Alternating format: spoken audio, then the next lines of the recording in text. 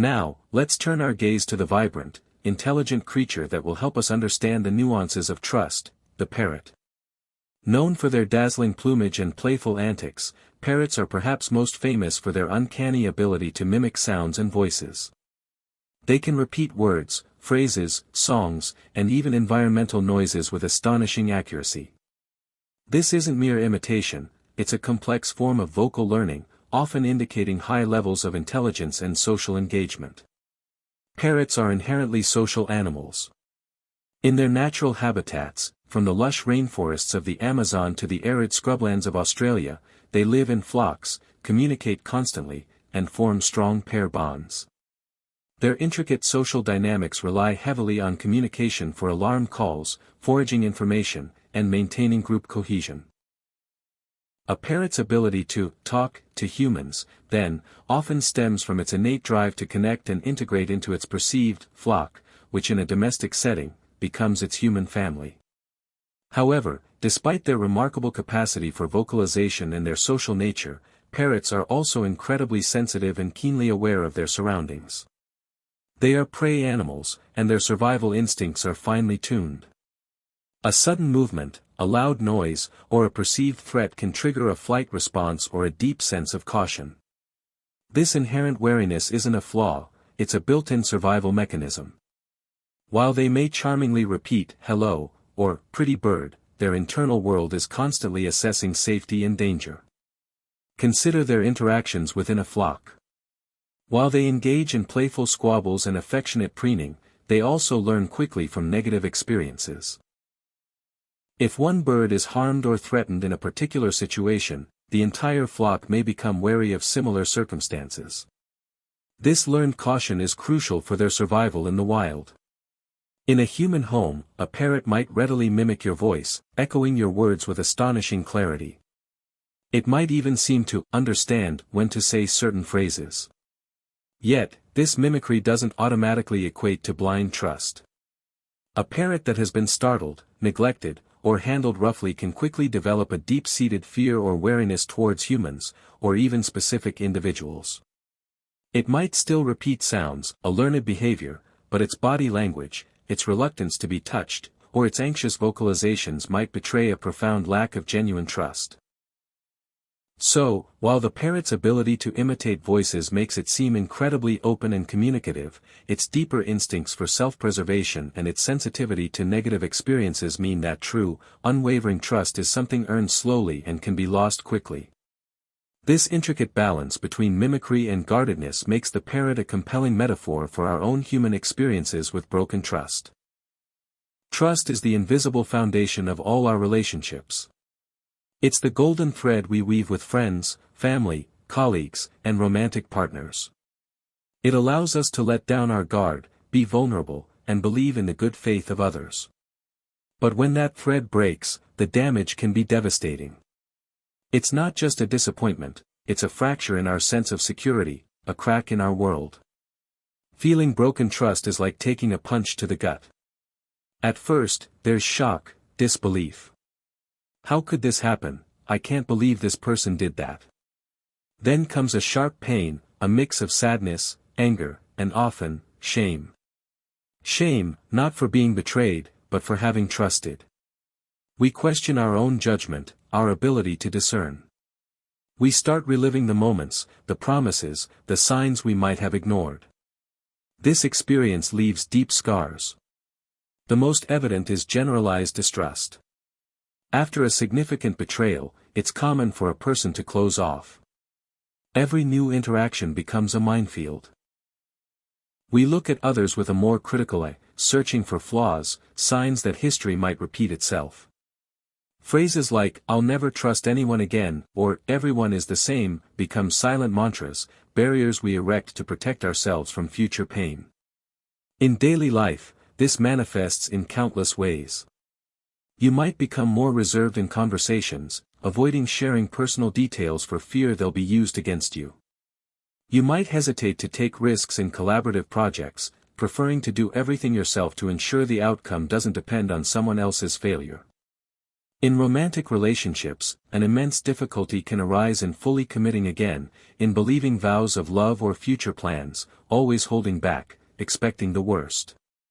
Small actions, like a delay or an unexpected change of plans, can be interpreted as signs of disloyalty, even if they're not. This hypersensitivity isn't weakness, it's a defense. The brain, in its attempt to protect us, creates a more sensitive alarm. It constantly reminds us of the pain felt, encouraging us to keep our distance to avoid reliving the trauma. The irony is that by overprotecting ourselves, we end up isolating ourselves, losing the chance to build new and healthy connections. The freedom to be vulnerable, to allow oneself to be seen in one's entirety, is sacrificed on the altar of security. Understanding this pain is the first step toward beginning to heal it. It's recognizing that broken trust is a real wound, with very clear emotional and behavioral symptoms that deeply affect how we interact with the world and with others. There's a silent melody resonating in the depths of the human soul, a song of pain and caution that echoes when trust is broken. Who hasn't felt that chill down their spine upon realizing something once solid has crumbled? It's an invisible wound, yet it burns, transforming openness into hesitation and impulse into restraint. How do we navigate this sea of uncertainties? And, more intriguingly, what can the wisdom of nature teach us about the art of trusting, or not trusting, again? Prepare for a journey that transcends the human and delves into instinct, revealing how a familiar animal can hold a mirror to our own struggle to reweave the threads of trust. Now, let's draw the profound parallel between the parrot's behavior and the human experience of broken trust. The connection isn't just a whimsical analogy, it's a mirror reflecting how similar patterns of caution and self-preservation emerge across species, even when one possesses the power of language. Consider the parrot's remarkable ability to mimic human speech. It can repeat, "I love you, come here," or even complex sentences, seemingly engaging in conversation. This vocalization is a learned behavior, often a sign of its integration into its environment or its desire to connect. Yet, if that same parrot has been mistreated, startled, or betrayed by a particular person, it might still repeat the words, but its underlying behavior changes. It might recoil from touch, display agitated feathers, or avoid direct eye contact. The sound is there, the echo of communication, but the underlying trust is absent. The parrot's body language screams caution, even as its voice performs. This mirrors the human condition after a betrayal. We, too, possess an incredible capacity for communication and social interaction. We can go through the motions, we can attend social gatherings, exchange pleasantries, and even engage in deep conversations. We might still say the right things, fulfill our social roles, or even maintain a facade of normalcy. Yet, internally, the broken trust leaves us with a profound hesitation. We might still utter, "I'll try my best," in a team meeting, but internally, we're building backup plans, doubting others' commitment. We might still say, "I trust you," to a new acquaintance, but our guard is up, and every action is scrutinized. The words are spoken, but the deep, unconditional faith is missing. Just as the parrot learns to mimic sounds to fit in or survive, but retains its survival instinct to pull away from perceived threats, humans learn to navigate social spaces. We adapt our behaviors to fit in, to appear functional, even after our trust has been shattered. We continue to mimic the social scripts of trust, politeness, collaboration, sharing, but deep down, a part of us remains closed off, shielded. We might repeat the gestures of openness, but internally, we've built a protective wall. The parrot's caution isn't about forgetting how to speak, it's about remembering a painful lesson. Similarly, our human struggle with broken trust isn't about forgetting how to communicate, it's about the deep-seated memory of pain that makes us inherently wary. We become like the parrot, capable of echoing connection, but fundamentally altered in our capacity for genuine, unguarded vulnerability. The sounds of trust might still be uttered, but the true spirit of it is guarded, a silent testament to the wound that remains. To understand why both humans and parrots exhibit this guardedness after negative experiences, we can turn to the fields of psychology and animal biology. The mechanisms, though expressed differently, share common roots in how brains process fear, memory, and social cues. In humans, the difficulty in trusting again after betrayal is deeply rooted in our neurobiology. When we experience a betrayal, the brain's amygdala, a small almond-shaped structure involved in processing emotions, particularly fear, becomes highly activated. This creates a strong emotional memory of the event. Our brains are wired for survival. A betrayal is perceived as a threat to our well-being and social stability.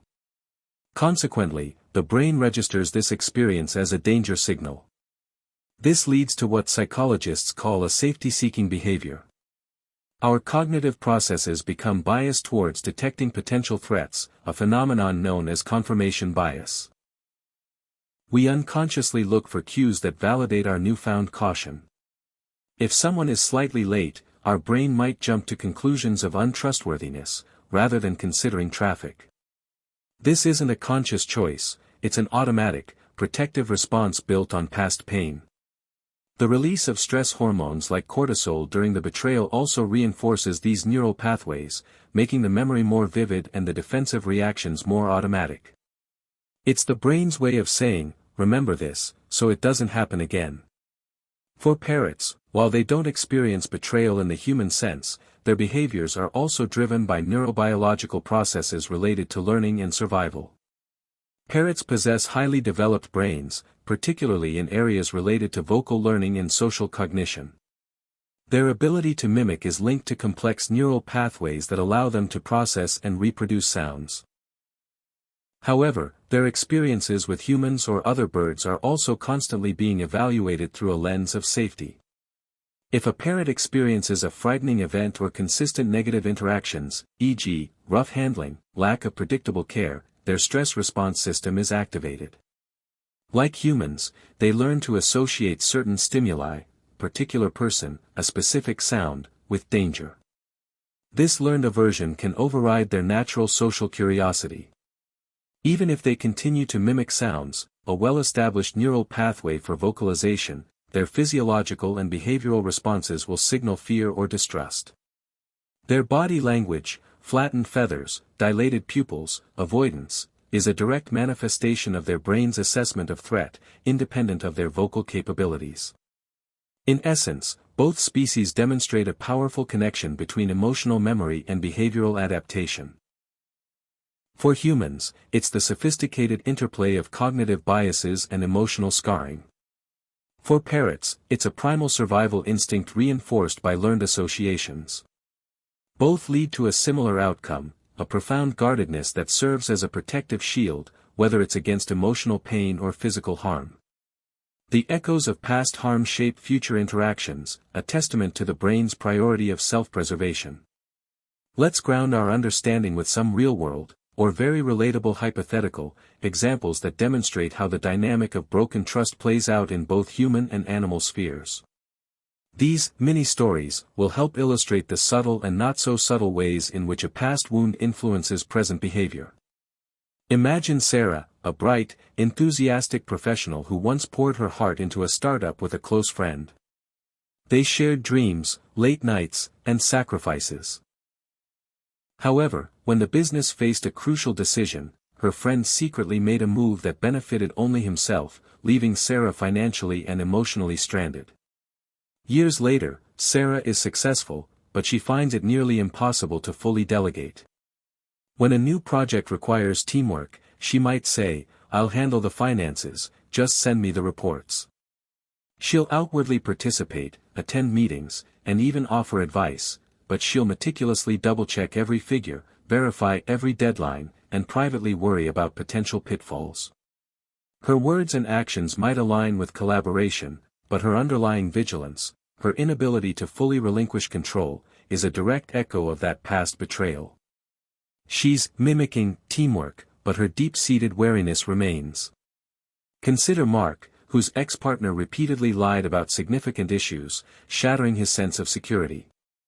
Now, in a new relationship, Mark is loving and attentive. He might often say, "I trust you completely," reflecting his desire for a healthy connection. However, a small, innocent deviation from routine, a phone call not answered immediately, an unexpected change of plans, can trigger an internal alarm. He might ask probing questions, not out of malice, but from a place of deep-seated anxiety. He might repeat the affirmations of trust, yet his actions reveal a lingering need for constant reassurance, a hidden fear that the facade of honesty might crumble again. His partner sees the effort to trust, but senses the underlying, guarded watchfulness. Now, let's look at Jasper, a beautiful green parrot who was rescued from a home where he was regularly startled by sudden movements and loud noises from a young child. Jasper has since found a loving, quiet home. He has learned to mimic many phrases, good morning, hello, and even the sound of the doorbell. He'll happily repeat these when prompted, or even spontaneously. However, when his new owner tries to gently reach out to pet him, Jasper quickly steps back, ruffles his feathers, and sometimes lets out a sharp, warning squawk. He isn't aggressive, but he maintains a careful distance. He clearly recognizes his owner's voice and imitates it perfectly, demonstrating a form of connection. Yet, the physical intimacy, the vulnerable act of allowing touch, is still withheld. His vocalizations are a form of engagement, but his body communicates a remembered fear, a guardedness about physical vulnerability. He speaks of connection, but physically holds back. These examples highlight the same pattern. The outward display of participation or communication, the human's politeness, Mark's verbal affirmations, Jasper's mimicry, can exist simultaneously with an internalized, protective guardedness, Sarah's meticulous double-checking, Mark's anxiety, Jasper's avoidance of touch. The mimicry of trust is present, but the full, uninhibited essence of it remains shielded by the lessons of past pain. Observing the parrot's intricate dance between mimicry and guardedness offers us profound lessons about our own human struggle with broken trust. It's not about blaming ourselves or others for the pain, but about understanding a fundamental aspect of how living beings respond to perceived threats. The first lesson is one of acknowledgement and acceptance. Just as a parrot's wariness after a frightening event is a natural, survival-driven response, our human difficulty in trusting again isn't a flaw. It's a testament to our vulnerability and our brain's innate mechanism for protection. Acknowledging that this guardedness is a valid emotional and neurological response, rather than something to be ashamed of, is the first step toward healing. We can't simply choose to turn off the alarm system that a past betrayal has activated. Secondly, the parrot teaches us about the nature of vulnerability. The parrot might speak words of affection, but it's the willingness to be touched, to lower its guard, that truly signifies trust. Similarly, for humans, true trust isn't just about exchanging pleasantries or maintaining a polite facade. It's about the willingness to become vulnerable again, to share our authentic selves, and to risk the possibility of hurt. This doesn't mean jumping blindly into new situations. Instead, it encourages a gradual, measured re-engagement. Just as a parrot might slowly allow a finger closer over time, we can test the waters in new relationships, allowing trust to build incrementally, brick by brick. The third lesson is about patience and presence. Rebuilding trust, whether with a cautious parrot or a wounded human, takes time. It requires consistent, predictable, and positive interactions. For us, this means being patient with ourselves as we heal, and being patient with others as we try to build new connections. It also means being fully present in our interactions, observing not just what is said, but also the subtle cues of behavior, our own and others, that reveal deeper truths about safety and connection. Finally, the parrot's instinct for self-preservation reminds us of the importance of healthy boundaries. While it's vital to strive for connection, it's equally important to protect our own well-being. Learning from past betrayals doesn't mean becoming cynical, it means becoming wiser about who we allow into our inner circle and under what conditions. It's about discerning between genuine connection and superficial interaction, understanding that some mimicry in relationships might not reflect true safety. By understanding the shared instincts that govern both the parrot's caution and our own, we can approach our emotional landscape with greater empathy and self-awareness. We learn that while the echoes of past trust can linger, the path to re-engagement is paved with patience, self-compassion, and a willingness to slowly open our hearts again, one cautious step at a time. The aim isn't to forget the lessons of pain, but to integrate them into a stronger, more resilient capacity for connection. So, as we close this journey with our wise, mimicking friend, the parrot, we are left with a powerful truth: the experience of broken trust leaves an undeniable mark. Like the bird that can echo our words but holds back from our touch, we, too, carry the lessons of past wounds. The scars of betrayal might linger, shaping our caution and prompting a deeper discernment. Yet, within this natural guardedness lies an opportunity for profound self-understanding. The challenge isn't to erase the past, but to learn how to live with its echoes, choosing wisely when to open our hearts and when to protect them.